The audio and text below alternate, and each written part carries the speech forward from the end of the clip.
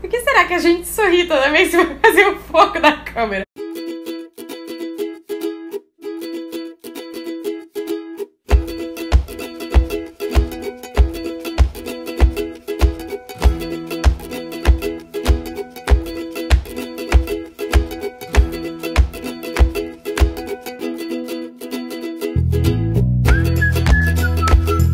Olá e bem-vindos a mais um vídeo do canal Tira o Lenço e Vai Ser Feliz. Como vocês estão vendo, eu tô diferente, o cenário tá diferente, tudo isso porque a minha vida tá, ó, assim outra vez. Eu vim fazer esse vídeo só pra explicar pra vocês, então, por que a minha vida tá essa loucura, porque eu sei que muitos de vocês acompanham. Aí eu já tava acompanhando desde o início do ano algumas queixas que eu tinha tido. E numa conversa, numa consulta de retorno lá no início do ano, eu falei pra minha oncologista que eu tinha tido uma queda no ano anterior. Quando eu tava no meu treino de corrida, eu fui caindo pra esquerda e perdi a consciência por alguns segundos.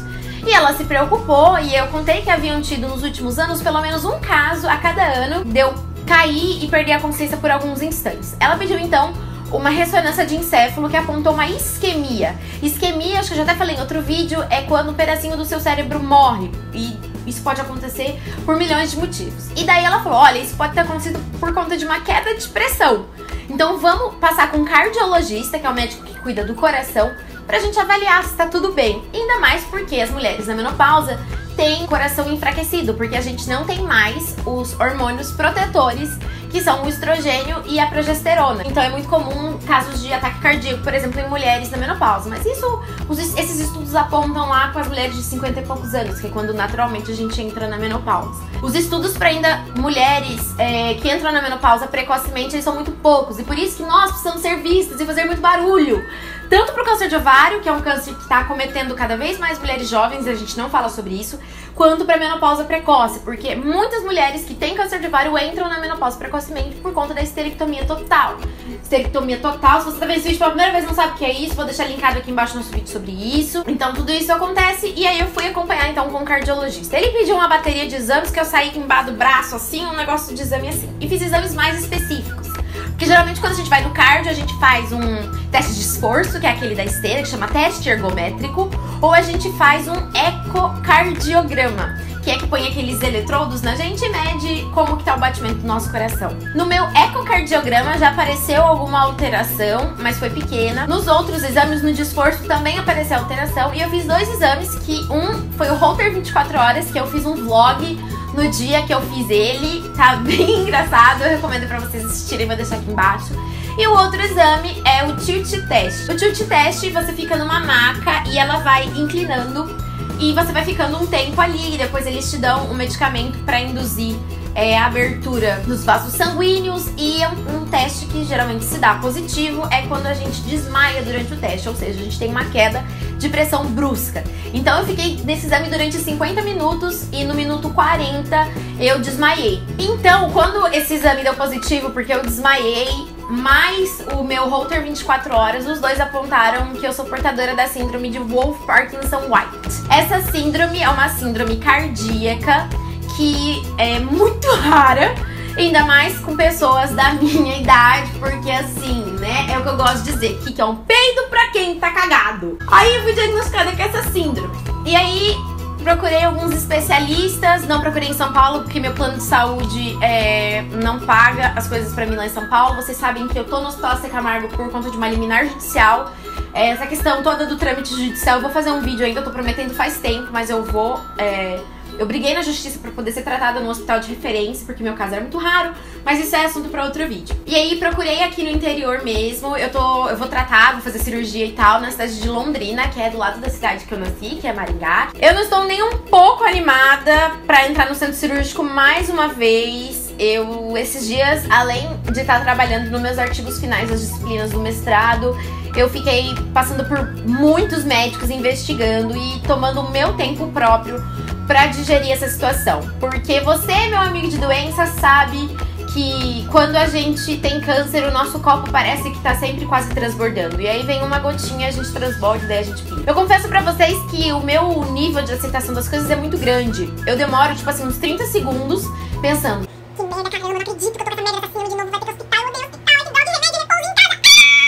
Aí depois desses 30 segundos xingando o mundo de muito muita raiva, eu falo, poxa, fazer o que, né? Aceita que dói menos. Aí eu aplico as minhas próprias ideias. Essa síndrome eu vou explicar um pouquinho pra vocês.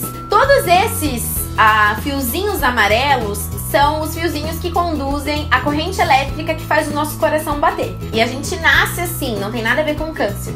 É um problema anatômico, tá? Congênito, que eles chamam, que a gente nasce assim. Lá dentro, onde tem todos esses fiozinhos amarelos, eu tenho um fiozinho a mais. Então, toda vez que meu coração bate, ele meio gato? Doido. Toda vez, então, que meu coração bate e coloca esse impulso elétrico, meu coração tem um mini curto-circuito dentro. E isso é muito perigoso, porque pode dar um curto-circuito e gerar uma parada cardíaca e eu tenho uma morte súbita. Sabe aquelas pessoas que tava lá, morreu, caiu assim? Ao mesmo tempo que a síndrome é muito mais gato, eu nunca venho aqui. Daí quando vem aqui, você não deixa eu gravar. Eu vou pegar você para dar oi? Não pode de mim. Gente, se você não conhece esse aqui é o Jerry, é o meu gatinho, ele fica na cara. Ai, chato! Algumas pessoas têm essa síndrome, mas nunca na vida ela se manifesta. E ela se manifesta através de tontura e desmaios, né? Síncopes, como eles chamam. E não é um desmaio, tipo, puf, cair desmaiada. Eu vou falando assim. Tô tonta, vou desmaiar. Caí. Aí eu caio, só que toda vez que acontecia isso, eu ia na otorrinolaringologista e o meu labirinto esquerdo estava sempre inflamado. E isso podia caracterizar, então, e justificar todos esses sintomas. Então eu nunca procurei nada muito específico. E aí o que acontece também, a minha síndrome, ela não é permanente, porque se ela acontecesse toda hora no meu coração, eu já tinha caído desmaiada muitas vezes, já poderia ter acontecido coisas muito piores. Mas ela é de tempos em tempos. Por isso que minha vida inteira que eu acompanhei com cardiologista, consultas de rotina anualmente, não aparecia, porque casou de que toda vez que eu fui fazer um ecocardiograma, um teste de esforço, a síndrome tava quietinha. Esse impulso elétrico que dá esse curto-circuito não tava em atividade. Então por isso que eu nunca descobri. E olhem como é, de uma coisa boba, de uma conversa com um oncologista, a gente procura um outro médico a tempo de poder salvar a nossa vida. Porque é muito comum pra quem tem câncer de achar que eu não quero ir mais em médico perguntar nada porque eu não quero ter mais nada. Mas às vezes, gente, é nessa conversa que a gente pega algo muito no início e pode tratar. Por isso que é muito importante a prevenção de qualquer doença, seja de doenças cardíacas ou de doenças como câncer, que você visite o seu médico regularmente, uma vez por ano, pelo menos, para ver se tá tudo bem. Tem muita novidade vindo por aí, eu espero que a minha vida tome o rumo certo na parte da saúde, na minha parte estudantil e profissional, e que me sobra um tempo para poder gravar para vocês. No segundo semestre a gente pretende trabalhar bastante com as nossas séries, o Cancer for Dummies, e a gente pretende começar uma série só sobre menopausa, porque eu percebi que as mulheres têm vergonha de falar sobre o que acontece na menopausa. Então aguardem que no segundo semestre a gente não vai ter papas na língua, porque pra falar de saúde, e ainda mais da saúde da mulher, a gente não pode ter vergonha. Tô com muita saudade de vir fazer vídeo, comentem, curtam esse vídeo se vocês gostaram. Não se esqueçam de curtir, né, a nossa página no Facebook, nos acompanhar nas outras redes sociais. E não se esqueçam que a tiazinha aqui é viciada no Snap. E dizem as más línguas que agora eu tô com um tom assim de atriz. Então não percam lá, porque a tiazinha é muito doida no Snap, tá? Um beijo e a gente se vê. Tchau!